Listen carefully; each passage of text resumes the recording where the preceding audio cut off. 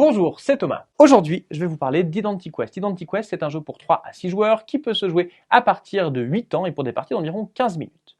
IdentiQuest, c'est un jeu dans lequel vous allez incarner un voleur de pierres précieuses. Vous allez devoir voler un maximum de pierres précieuses, mais qui correspondent au type qui vous intéresse. Mais attention, il faudra faire attention à ce que les autres joueurs ne devinent pas quelle est votre identité, sinon, vous allez devoir perdre une partie de votre butin. Alors voyons voir comment cela va se passer. Eh bien tout d'abord, chaque joueur va recevoir devant lui des cartes qui représentent les différentes identités possibles. Chaque joueur va également recevoir face cachée une carte qui va donc correspondre à son identité. Moi je serai donc Doris et je vais alors m'intéresser uniquement aux pierres précieuses qui sont de cette couleur. C'est uniquement ces pierres précieuses-là qui me feront des points à la fin de la partie.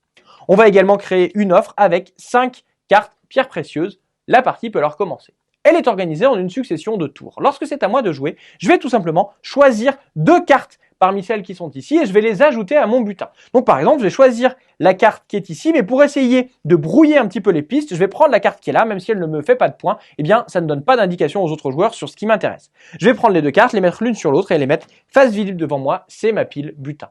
Je vais alors compléter le marché avec de nouvelles cartes.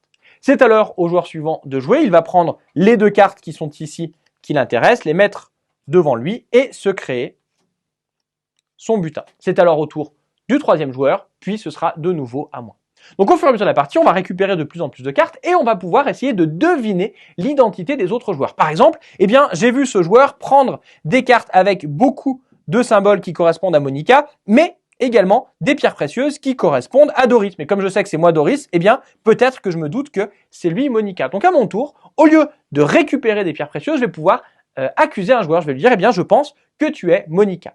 Dans ce cas-là, le joueur va devoir me dire si oui ou non c'est le cas. Ici, je me suis trompé. Il va retourner sa carte côté croix rouge pour indiquer qu'il n'est pas ce personnage. Et en compensation, il va me voler 2 cartes butin.